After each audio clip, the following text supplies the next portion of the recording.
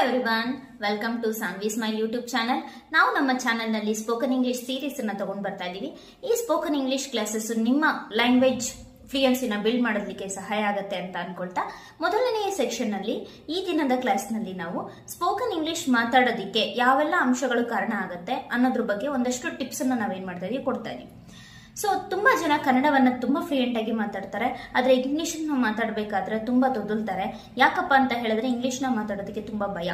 ಹಾಗಾದ್ರೆ ಈ 8 ಸ್ಟೆಪ್ಸ್ ನಾವೇನ್ 8 ಸ್ಟೆಪ್ಸ್ ಅನ್ನ ಕೊಡ್ತಾ ಇದೀವಿ, ಆ 8 ಸ್ಟೆಪ್ಸ್ ಅನ್ನ ನೀವು ನೀಟಾಗಿ ಫಾಲೋ ಮಾಡಿದ್ದೆ ಆದ್ರೆ ಇಂಗ್ಲಿಷ್ ನ ಈಸಿಯಾಗಿ ತುಂಬಾ ಸುಲಭವಾಗಿ ಅತಿ ವೇಗವಾಗಿ ನೀವು ಇಂಗ್ಲಿಷ್ ನ ಕಲ್ತ್ಕೋಬಹುದು ಮತ್ತೆ ಮಾತಾಡೋದು ಕೂಡ ಸಹಾಯ ಆಗುತ್ತೆ ಅಂತ ಹೇಳ್ತಾ ಮೊದಲನೇ ಸ್ಟೆಪ್ ಯಾವುದು ಅಥವಾ ಮೊದಲನೇ ಟಿಪ್ ಯಾವುದು ಅಂತ ನೋಡೋಣ ಬನ್ನಿ. ಮೊದಲನೇ ಟಿಪ್ ಬಂದ್ಬಿಟ್ಟು ಇಂಟ್ರೆಸ್ಟ್. ನೀವು ಯಾವುದೇ ಸಬ್ಜೆಕ್ಟ್ ನ ಮಾತಾಡ್ಬೇಕಾದ್ರೆ, ಯಾವುದೇ ವಿಷಯನ ಮಾತಾಡ್ಬೇಕಾದ್ರೆ, ಯಾವುದೇ ಲ್ಯಾಂಗ್ವೇಜ್ ನ ಕಲ್ತ್ಕೋಬೇಕಾದ್ರೆ ಮೊದಲು ಅದ್ರ ಬಗ್ಗೆ ಪ್ರೀತಿ ಅನ್ನೋದು ಇರಬೇಕು. ಅಂದ್ರೆ ನಾನು ಕಲ್ತ್ಕೋಬೇಕು ಅನ್ನೋ ಒಂದು ಇಂಟ್ರೆಸ್ಟ್ ಅನ್ನೋದು ಇರಬೇಕು ಅಂತಾನೆ ಹೇಳ್ಬೋದು. Second one, confidence. ನಿಮ್ಮಲ್ಲಿ ಕಾನ್ಫಿಡೆನ್ಸ್ ಇರಬೇಕು. ನಾನು ಮಾತಾಡಬಲ್ಲೆ, ನಾನು ನಿಂತ್ಕೊಂಡು ಯಾವುದೇ ವಿಚಾರದ ಬಗ್ಗೆ ಚರ್ಚೆ ಮಾಡಬಲ್ಲೆ, ಇಂಗ್ಲಿಷ್ ನ ತಗೊಂಡು ಕೂಡ ನಾನು ಮಾತಾಡಬಲ್ಲೆ ಅನ್ನೋ ಒಂದು ಕಾನ್ಫಿಡೆನ್ಸ್ ನಿಮ್ಮಲ್ಲಿ ಇದ್ರೆ ಸೊ ನೀವು ಇಂಗ್ಲಿಷ್ ನ ಈಸಿಯಾಗಿ ಕಲ್ತ್ಕೋತೀರಾ. ಹಾಗಾದ್ರೆ ಮೂರನೇದು ಬಂದ್ರೆ ಲಿಸ್ನಿಂಗ್. ಯಾವುದೇ ಒಂದು ವರ್ಡ್ ಅನ್ನ ಕೇಳಿದ್ರೆ, ಎಲ್ಲಾದ್ರೂ ಒಂದು ಹೊಸ ವರ್ಡ್ ಅನ್ನ ಕೇಳಿದ್ರೆ, for example English words news channels ಅಲ್ಲಿ ಕೇಳಿದಿರಾ ಅಂತ ಇಟ್ಕೊಳ್ಳಿ, ಯಾವುದೋ ಒಂದು ಬೇರೆ ಚಾನಲ್ಸ್ ಅಲ್ಲಿ ಕೇಳಿದಿರಾ ಅಂತ ಇಟ್ಕೊಳ್ಳಿ. ಸೊ ನೀವು ಅದನ್ನ ಪ್ರಾಕ್ಟೀಸ್ ಮಾಡಬೇಕು ಪ್ರತಿ ಸರ್ತಿ. ಹಾಗೆ ಅದನ್ನ ಸರಿಯಾಗಿ ಕೇಳಿಸ್ಕೋಬೇಕು. ಸರಿಯಾಗಿ ಕೇಳಿಸ್ಕೊಟ್ಟಾಗ ಏನಾಗುತ್ತೆ, ಆ ಪ್ರೊನೌನ್ಸಿಯೇಷನ್ ಆಗ್ಲಿ ಮಾತಾಡೋದಾಗ್ಲಿ ನಿಮ್ಗೆ ನೀಟಾಗಿ ಪ್ರೊನೌನ್ಸಿಯೇಷನ್ ಗೊತ್ತಾಗಿದೆ ಅಂತ ಹೇಳಿದ್ರೆ ನೆಕ್ಸ್ಟ್ ಆ ಪದವನ್ನ ಬಳಕೆ ಮಾಡೋದಕ್ಕೆ ನಿಮಗೆ ಅನುಕೂಲ ಆಗುತ್ತೆ. ನಾಲ್ಕನೇ ಟಿಪ್ಗೆ ಬಂದಾಗ ಕಲೆಕ್ಟಿಂಗ್ ವೊಕ್ಯಾಬ್ಯುಲರಿ. ನೀವು ಎಲ್ಲೇ ವರ್ಡ್ಸ್ ನ ನ್ಯೂ ವರ್ಡ್ಸ್ ನ ಕೇಳಿದಾಗ ಅಥವಾ ನೀವು ಯಾವುದೇ ಟೆಕ್ಸ್ಟ್ ಬುಕ್ ಅಲ್ಲಿ ಓದಾಗ ಅಥವಾ ನ್ಯೂಸ್ ಪೇಪರ್ಸ್ ಅಲ್ಲಿ ಓದಾಗ ನಿಮ್ಗೆ ಕಷ್ಟ ಆಗಿರುವಂತ ಒಂದಷ್ಟು ವರ್ಡ್ಸ್ ನ ನೀವೇನ್ ಮಾಡ್ಬೇಕು, ಒಂದು ಕಡೆ ಬರ್ಕೊಂಡು ಅದಕ್ಕೆ ಕನ್ನಡ ಮೀನಿಂಗ್ ನ ಹುಡುಕೊಳ್ತಾ ಹೋಗ್ಬೇಕು. ನಮ್ಮ ಮಾತೃಭಾಷೆ ಸಹಾಯದಿಂದ ಈಸಿಯಾಗಿ ನಾವು ಇಂಗ್ಲಿಷ್ ಫ್ಲೂಯೆನ್ಸಿನ ಕಲ್ತ್ಕೋಬಹುದು. ಹಾಗಾದ್ರೆ 5ನೇ ಟಿಪ್ ಏನಪ್ಪಾ ಅಂತ ಬಂದ್ರೆ ರಿಪಿಟೇಷನ್ ಅಥವಾ ಕಂಟಿನ್ಯೂಸ್ ಆಗಿ ನಾವೇನ್ ಮಾಡ್ಬೇಕು, ಮಾತಾಡ್ಬೇಕಾಗಿ ಬರುತ್ತೆ.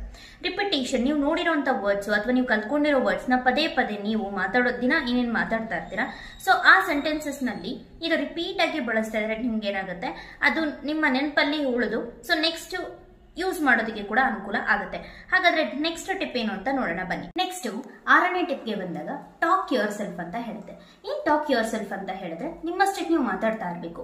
ಒಬ್ಬ ವ್ಯಕ್ತಿ ನಮ್ಮ ಎದುರುಗಡೆ ಇದ್ದಾನೆ, ನಮ್ಮ ಜೊತೆಲಿ ಕಾನ್ವರ್ಸೇಷನ್ ಮಾಡ್ತಾ ಇದ್ದಾನೆ ಅಂತ ನಾವೇ ಇಮ್ಯಾಜಿನ್ ಮಾಡ್ಕೊಳ್ತಾ ನಿಮ್ಮ ಮಿರರ್ ಮುಂದೆ ನಿಂತ್ಕೊಳ್ತಾ ಕೂಡ ನೀವೇನ್ ಮಾಡ್ಬೋದು, ಆರಾಮಾಗಿ ಮಾತಾಡ್ಕೊಳ್ತಾ ಹೋಗ್ಬೋದು. ಸೊ ಅಲ್ಲಿ ನಿಮ್ಮನ್ನ ಯಾರು ತಡೆಯೋರು ಇರೋದಿಲ್ಲ ಅಂಡ್ ಆಸ್ ವೆಲ್ ಆಸ್ ನಿಮ್ಮನ್ನ ಯಾರು ಕಾಮೆಂಟ್ ಮಾಡೋರು ಇರೋದಿಲ್ಲ. ಆದ್ರಿಂದ ನೀವು ಈಸಿಯಾಗಿ ಏನ್ ಮಾಡ್ಬೋದು, ಮಿರರ್ ಜೊತೆಲಿ ಕಾನ್ವರ್ಸೇಷನ್ ಮಾಡ್ಕೊಳ್ತಾ ಪ್ರಾಕ್ಟೀಸ್ ಅನ್ನ ಮಾಡ್ಕೋಬಹುದು. ಅದಾದ್ಮೇಲೆ ನೆಕ್ಸ್ಟ್ 7ನೇ ಟಿಪ್ಗೆ ಬಂದಾಗ ಕನ್ಸಿಸ್ಟೆನ್ಸಿ. ನೀವು ಯಾವುದೇ ಒಂದು ವರ್ಡ್ ನ ಕಲ್ತಾಗ ಅಥವಾ ಯಾವುದೇ ಒಂದು ಲ್ಯಾಂಗ್ವೇಜ್ ಅನ್ನ ಕಲ್ತ್ಕೊಂಡಾಗ ನಿಮ್ಗೆ ಒಂದೇ ತಿಂಗಳಲ್ಲಿ ಬರುತ್ತೆ, 2 ತಿಂಗಳಲ್ಲಿ ಬರುತ್ತೆ ಅಂತ ಅನ್ಕೊಳ್ಳೋದು ತಪ್ಪು. So it will take a long time, like 1 year ಆಗ್ಬೋದು, 2 years ಆಗ್ಬೋದು, 3 years ಆಗ್ಬೋದು. ಸೊ ನೀವು ಅದನ್ನ ಕನ್ಸಿಸ್ಟೆನ್ಸಿನ ಬಿಡದೆ ಏನ್ ಮಾಡ್ಬೇಕು, ಪ್ರತಿದಿನ ಪ್ರಾಕ್ಟೀಸ್ ಮಾಡೋದ್ರಿಂದ ಕೊನೆಗೊಂದಿನ ನೀವು ಇಂಗ್ಲಿಷ್ ಲ್ಯಾಂಗ್ವೇಜ್ ಅಲ್ಲಿ ಫ್ಲೂಯೆನ್ಸಿನ ಸಾಧನೆ ಮಾಡೋದಕ್ಕೆ ಸಾಧ್ಯತೆ ಆಗುತ್ತೆ. ಹಾಗಾದ್ರೆ 8ನೇ ಟಿಪ್ಸ್ಗೆ ಬಂದಾಗ ನೀವು ಚಾನೆಲ್ಸ್ ನ ನೋಡ್ಬೇಕು. ಯಾವ್ದಾವ್ ಚಾನಲ್ಸ್ ಅಂತ ಹೇಳಿದ್ರೆ ಕಾರ್ಟೂನ್ ಚಾನಲ್ಸ್. ಅದರಲ್ಲಿ ಕೊಡುವಂತಹ ವರ್ಡ್ಸ್ ಜಂಪಿಂಗ್ ಆಗಿರ್ಬೋದು, ಸ್ವಿಮ್ಮಿಂಗ್ ಆಗಿರ್ಬೋದು, ಈ ತರ ಸಣ್ಣ ಸಣ್ಣ ಪುಟ್ಟ ಆಕ್ಷನ್ ವರ್ಡ್ಸ್ ನ ನಿಮ್ಗೆ ಅದರಲ್ಲಿ ನೀಟಾಗಿ ಹೇಳ್ಕೊಟ್ಟಿರ್ತಾರೆ. ಸೊ ಹಾಗಾಗಿ ಕಾರ್ಟೂನ್ ಚಾನಲ್ಸ್ ನ ನಾವು ಚಿಕ್ಕ ಮಕ್ಕಳೆಲ್ಲ ಕಾರ್ಟೂನ್ಸ್ ಚಾನಲ್ಸ್ ನ ನೋಡಬಾರ್ದು, ಈ ತರದ ಒಂದು ಇಂಟೆನ್ಷನ್ಸ್ ನೀವು ಬೆಳೆಸ್ಕೋಬೇಡಿ. ಸೊ ಕಾರ್ಟೂನ್ ಚಾನಲ್ಸ್ ನೋಡೋದ್ರಿಂದ ನಿಮ್ಗೆ ಸಣ್ಣ ಸಣ್ಣ ಆಕ್ಷನ್ ವರ್ಡ್ಸ್ ನೀಟಾಗಿ ಅರ್ಥ ಆಗುತ್ತೆ. ಅದಾದ್ಮೇಲಿಂದ ಯೂಟ್ಯೂಬ್ ಚಾನಲ್ಸ್ ಅಲ್ಲಿ ತುಂಬಾನೇ ಇಂಗ್ಲಿಷ್ ಚಾನಲ್ಸ್ ಇವೆ. ಅದರಲ್ಲಿ ನಮ್ಮ ಚಾನಲ್ ನ ಕೂಡ ನೋಡಿ ನೀವು ಗ್ರಾಮರ್ ಕ್ಲಾಸಸ್ ನ ನೋಡಿ ಇಂಪ್ರೂವ್ ಮಾಡ್ಕೊಳ್ಳಿ, ಇಂಗ್ಲಿಷ್ ಸ್ಕಿಲ್ಸ್ ನ ಗ್ರಾಮರ್ ರೂಲ್ಸ್ ಬಗ್ಗೆ ತಿಳ್ಕೊಳ್ಳಿ.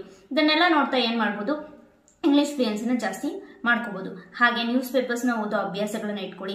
ಯಾವುದೇ ಒಂದು ಸಣ್ಣ ಪೇಪರ್ಸ್ ಸಿಕ್ಕಿದ್ರು ಕೂಡ ಅದನ್ನು ಬಿಡದೆ ನೀವೇನ್ ಮಾಡ್ಬೇಕು, ಓದ್ಬೇಕು. ಅದರಲ್ಲಿರುವಂತಹ ವರ್ಡ್ಸ್ ಆಗಿರ್ಬೋದು ಕಲೆಕ್ಟ್ ಮಾಡ್ಕೋಬೇಕು. ಸೊ ಹೀಗೆ ಮಾಡ್ತಾ ಇದ್ರೆ ನಿಮ್ಗೆ ಕೊನೆಗೆ ಒಂದಿನ ಇಂಗ್ಲಿಷ್ ಫ್ಲೂಯೆನ್ಸಿ ಅನ್ನೋದು ಖಂಡಿತ ಸಾಧ್ಯ ಆಗತ್ತೆ ಅಂತಾನೆ ಹೇಳ್ಬೋದು. ನಮ್ಮ ಈ ಚಾನಲ್ ನಿಮ್ಗೆ ಲೈಕ್ ಆಗಿದ್ರೆ ಲೈಕ್ ಮಾಡಿ, ಶೇರ್ ಮಾಡಿ ಮತ್ತು ಸಬ್ಸ್ಕ್ರೈಬ್ ಮಾಡೋದನ್ನ ಮಾತ್ರ ಮರಿಬೇಡಿ. Thank you everyone.